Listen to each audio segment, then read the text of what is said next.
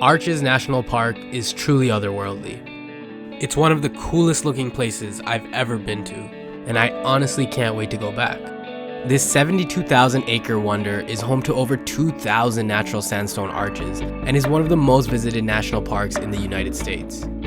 If you're planning on visiting Arches National Park for the first time, this guide can help you plan the perfect trip. These are our top tips for exploring Arches National Park. And if you like this video, make sure you subscribe for more travel videos like this. At the end of this video, I'll give you a detailed cost breakdown of my recent trip to Arches National Park. I traveled to Arches with 2 friends and we split all of our costs to keep them as low as possible. If you're planning your own trip to Arches National Park, GAFFL can help you find travel companions of your own to share costs and experiences with. Just click the link in the description below and start connecting with travelers and locals from over 190 countries. So what's the best starting off point to get to Arches National Park? It's Las Vegas. Why Las Vegas? Well, it's because Las Vegas is a great hub for visiting a variety of different national and state parks. In this one trip to Vegas alone, I was able to visit Zion National Park, the Valley of Fire, Capitol Reef, Arches National Park, Canyonlands, the Grand Canyon, Death Valley, and Red Rock Canyon. If you watched our previous video, you'll know that my friends and I rented a car in Las Vegas before driving to Zion National Park and spending 2 nights there. After Zion, we were off to Moab. We arrived in Moab close to sunset, and we knew we had to catch it at Arches. So after quickly checking into our hotel, we drove 10 minutes to Arches National Park, found a great vantage point by Balanced Rock, and caught a beautiful sunset. So we made it for sunset. It's beautiful. We came to Balanced Rock. It's awesome. Definitely recommended. So when's the best time to visit Arches National Park? Well, in my opinion, winter is undoubtedly the best time to visit Arches National Park. There are so many benefits to visiting in the winter. When I went in mid-February, the park was nearly empty. We found parking at every trailhead we visited. Our accommodation in Moab was a lot cheaper than it would be during peak season. My 2 friends who have visited the park in the past, during the summer and autumn, noted that they've never seen it this empty. While it was a bit chilly, it wasn't freezing cold. If you wear a sweater or layer up, you will be fine. If you visit Arches during the spring, summer, or fall, keep in mind that there are usually long lines to get into the park, as well as severe parking congestion. So if you're looking to save some money and avoid large crowds, visit Arches National Park in the winter.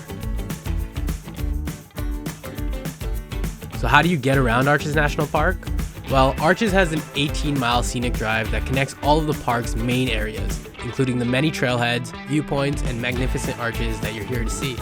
Again, if you're visiting Arches National Park in the winter, then you won't have any problem finding parking at the trailheads or viewpoints. However, if you decide to visit during any other season, popular places like Balanced Rock, Delicate Arch, and the Windows are usually packed for much of the day. I love visiting Arches National Park because it was a great change of pace from all the hiking we did in Zion.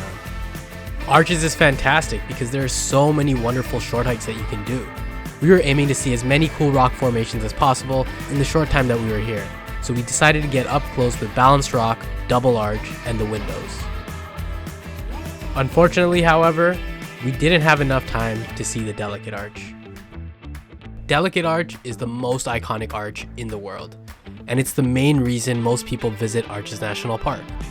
But because hiking to Delicate Arch was 3.2 miles out and back, we had to painfully skip it on this trip since we were on limited time. I'm definitely coming back to Arches National Park though to cross this off my bucket list. The trail to get to Balanced Rock is only 0.3 miles. It's a very short stroll, and this is where we spent our first sunset as soon as we arrived at Arches. This is a beautiful vantage point to catch the sunset, and I'll talk about it more later in this video. The next day we did Canyonlands in the morning before heading back to Arches a few hours before sunset. We did the short and easy 0.6 mile trek to Double Arch and got some amazing pictures. Nothing in Arches National Park really looks real, but Double Arch might be the most outrageous thing I saw while I was there. After snapping millions of photos while sitting atop the Double Arch, we made our way to the north window to catch the sunset. The north window is about 0.2 miles away from the parking lot, and it's another great vantage point for sunsets. There's a 1.2 mile loop that also takes you to the turret arch and the south window, but it was already getting dark on this night, so we decided to make our stake on the north window to catch the beautiful sunset. If you're looking to do some longer hikes during your visit, you can always do the 2-mile Fiery Furnace hike, which requires a permit, or the 7.2 mile Devil's Garden Primitive Loop, which is the longest and most difficult hike in Arches National Park. The entire park shimmers at dusk, and there are just so many great vantage points to watch the sunset. As I mentioned in the last section, I got to see 2 consecutive sunsets during my time in Arches. The first at Balance Rock, and the second while sitting atop the Windows Arch. Both of these locations provided excellent views, but if you're only there for one night, I'd say do Balance Rock. The way the Balance Rock glows bright orange is just so breathtaking, especially up close. It also made an excellent backdrop for stunning photographs.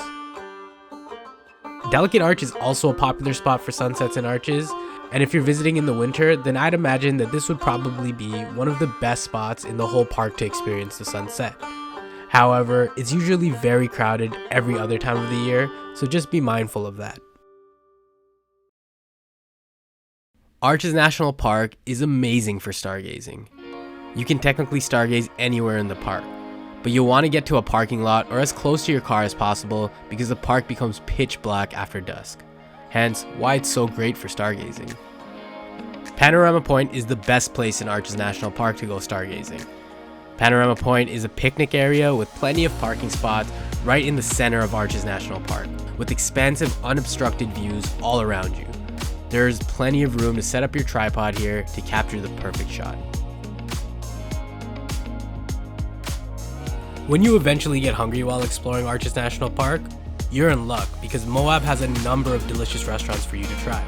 To put this into perspective, I was on the road for 14 days, stayed in Las Vegas for several nights, visited all the national parks I mentioned earlier, and out of all of this traveling, my 2 favorite meals were in Moab. Thai Bella exceeded all of my expectations. The food here was so flavorful and delicious, the prices weren't too expensive, and the staff was very friendly. We also ordered kebabs from Sultan Mediterranean Grill, which was also spectacular. The meat here was tender and juicy, and the portions were very generous. If you're visiting Arches National Park, you need to head to Moab and try out these 2 delicious restaurants. As mentioned, during our trip, we spent 2 nights in Moab. We stayed in the Mainstay Suites, and it was a wonderful experience. We booked a suite, so we had a lot of space, including a big kitchen and a dining area. There was also a laundry room right outside of our suite, which was extremely useful for us after a few long days of hiking. The staff here were very friendly and accommodating. The breakfast was also delicious both mornings, and there was also a waffle machine which I loved using. All in all, our stay at the Mainstay Suites was amazing and I couldn't recommend it enough. The best part is it was pretty cheap. The 3 of us only spent $158 for our 2-night stay. We got great rates because we were staying in the winter, but we were also able to get some additional hotel discounts because of our GAFFL Unlimited memberships. As a GAFFL Unlimited member, you can save up to 60% off select hotels all around the world. These rates are private for GAFFL Unlimited members only and are not available to the general public. Click the link in the description below if you want to learn more about a GAFFL Unlimited membership. As promised, here's a full cost breakdown of my recent trip to Arches National Park. Usually you need to pay a $30 fee to enter the park, but we had a national park pass, so we were able to get in for free.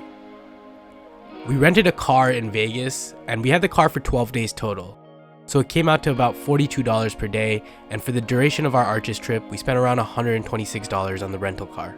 We pumped $37 of gas after leaving Zion, and we spent $40 filling up after leaving Moab, so the total we spent on gas was about $77.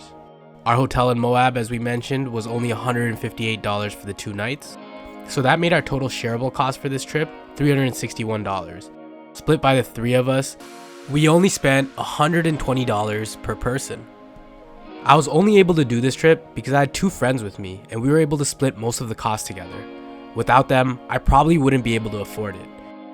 If you're someone like me who's dying to travel but don't think you can afford it alone, you can use GAFFL to find like-minded travel companions to share costs and experiences with.